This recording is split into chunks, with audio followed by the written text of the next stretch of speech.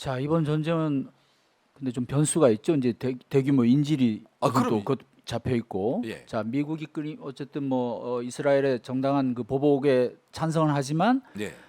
그렇다고 해서 팔레스타인을 완전히 점령한다거나 거기 뭐 민간인들을 공격한다거나 이런 부분에 대해서는 계속 반대 목소리를 또 내고 있잖아요. 예. 이런 상황에서 지금 부 박사님 보시기에는 그래도 이스라엘은 일단 지금까지 해온 대로 고 응? 예. 저는 지상군이 준비돼 있고 동원령이 내려서 30만 이상이 예비군이 동원이 돼 있어요. 동원을 했다는 거는 17만의 상비군 갖고는 그냥 현역 군인 갖고는 안 된다는 거예요. 그러니까 전쟁을 선포한 거예요. 이제 가자지구로 들어가야 될 거 아니야. 가자지구로 들어가는데 가자지구가 어찌 보면 지상군 투입을 지금 앞두고 있는 상황이에요. 근데 이제 바이든이 간 거죠. 바이든이 가기로 이제 얘기를 한 거고, 미국 같은 경우는 하마스를 완전히 처단해야 된다는 건 이스라엘의 목표에는 동의해요. 하지만 민간인이 많고 그다음에 그 가자 지구에 있는 팔레스타인 이 봉쇄 지역 자체를 지구 자체를 없애는 거는 반대하거든요. 미국 자체가. 그러니까 저게 예. 과연 그렇게 분리해서 예. 정밀하게 민간인 근데 지금 막 뒤섞인 상태고 안 그래도 지금 하마스가 민간인들을 인해 장벽으로 내세울 것 같은데 예. 이스라엘이 목표한 대로 그렇게 될 수가 있느냐 이게 이제 분명히 어느 지점에서 충돌을 할 것 같은데 그렇죠. 그러니까 이제 네. 가장 새로운 관점은 뭐냐면 그동안에 그 많은 전쟁 속에서도 인질이 없었거든. 인질이 없었는데 이번에 발표한 거 보면 250명까지 인질을 네. 갖고 있잖아요. 인질을 데리고 있는 새로운 변수가 생긴 거예요. 그 하마스가 치밀하게 준비한 거예요. 그럼요. 예. 예. 새로운 변수가 생겨버렸다라는 게 가장 문제고, 또 헤즈볼라가 이제 참전에 조금씩 발을 담그고 있죠. 그러면 참전에 발을 담그고 있으면 이란이 또 어떻게 움직일지 몰라요. 미국은요, 이라크전 승리했다고 보세요? 아니, 아버지 부시가 항공모함에서 승리를 선포하긴 했지만 뭐 껍데기뿐인 그야말로 그럼요. 상처뿐인 상처뿐이었어요. 아프가니스탄 승리한 것 같아요? 아니에요. 그러니까 이런 것들을 중동에 발을 딛는 순간 미국은 흑역사예요. 그런 상황이거든요. 그리고 또 이스라엘이 이방인이 와서 군합발을 딛고 이런 거를 원하지도 않을 뿐더러, 그래서 이제 이스라엘 하마스 전쟁이 앞으로 어떻게 갈지 예측이 불가능한 거예요.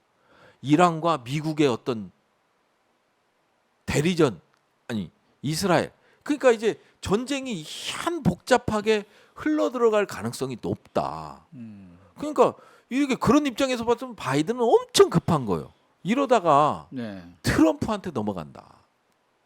진짜 중동 문제 해결에 있어서 공을 엄청 들이고 진짜 이게 문턱을 넘을 단계까지 왔잖아요. 네. 사우디랑 이스라엘의 국교 정상화 앞까지 왔다가 이런 현상이 일어나고 사우디가 다시 팔레스타인 편을 들고 빈살만 왕세자가 팔레스타인 편을 들었잖아요. 이제 이런 상황으로 가다 보니까 바이든이 엄청 급해진 거예요. 그래서 그냥 18일 날 이제 이스라엘을 방문하는 그런 계획이 잡혀 있는 거죠. 그게 이제 하나의 또 변곡점 내 분수령이 될 수도 있을 것 같아요. 예, 그럼요. 예. 어떤 중재안이 나올지 아니면 어느 선까지만 뭐 허용하는 선에서 예.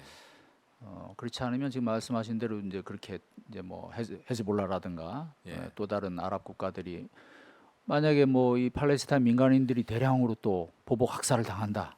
공습에 아니면 지상군 부대에 의해서든 이러면 진짜 또 새로운 양상이 펼쳐질 텐데. 그러니까 이제 헤즈볼라의 역할이 중요하잖아요. 헤즈볼라는 레바논 정규군보다 강한 몇십만의 군대를 보유하고 장비도 최신화돼 있고 이스라엘의 이란의 지원을 받고 있고, 이런 상황에서 헤즈볼라가 들어오면 전선이 두 개가 형성되는 거고, 두 개가 형성되는데 단지 이스라엘과 어떤 무장 단체 간의 싸움이 아닌 거죠. 그러면 미국이 개입할 거고, 그다음에 이쪽에서는 이란이 개입할 거고, 그다음에 다른 순위파 사우디아라비아를 중심으로 하는 순위파 국가들이 또 어떤 스탠스를 취할지 모르는 상황이거든요.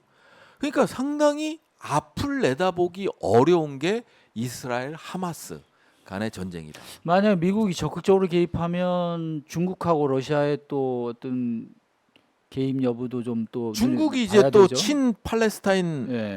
왕이 외교부장이 친 팔레스타인 그 발언을 했죠. 발언을 하고 실제 사우디아라비아 쪽하고 당국자와 통화하면서도 그 내용이 공개되기도 했고 네. 그러다 보니까 미국이 군사적 개입을 하는 거는 상당히 저는 지금 상황에서 어렵다고 봐야 돼요. 그러니까 이미 어느 정도 정리된 곳에서의 미국이 개입하는 것들은 있어 왔지만 그냥 시작부터 들어가는 거는 없었거든요. 그런 관점에서 봤을 때는 상당히 미국도 이게 이 정책적 결정을 하기에 상당히 어렵다. 근데 이스라엘이 팔레스타인도 뭐 이제 그런 강경파, 온건파가 있듯이 이스라엘도 사실은 강경파, 온건파가 있잖아요. 그래서 그렇죠. 뭐 번갈아 가며 집권도 하고 하는데 상당수 이스라엘인들은 또 평화를 원한다고 하잖아요. 그럼요. 그런데 이번 사태 거치 이렇게 자국의 국민들이 무차별적으로 이렇게 희생당한 데는 거의 뭐 일치 단결해서 지금 보복을 외치는 것 같아요, 그죠? 그렇죠. 이게 또 이제 그러면 이스라엘이 어떤 전면적인 공격으로 가는 네. 그런 원동력이 될 것 같은데 이스라엘이 참 어떤 선택을 할지 정말 궁금하네요. 저는 이면에 바이든이 방문을 하면 바이든하고 네타냐후 총리 간에 이면에 어떤 협의를 할 겁니다. 우리의 선은 여기까지고 여기까지는 양보할 수 없다. 이런 합의가 이루어질 겁니다. 그리고 뭐 만나고 나서 바이든은 국제사회에 좋은 얘기를 하겠죠. 결국은 양쪽의 희생이 이루어지고 있기 때문에 더 이상 확전은 안 된다.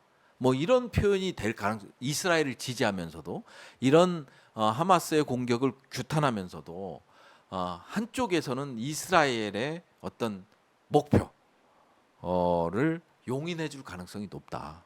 예. 저는 그렇게 보여져요.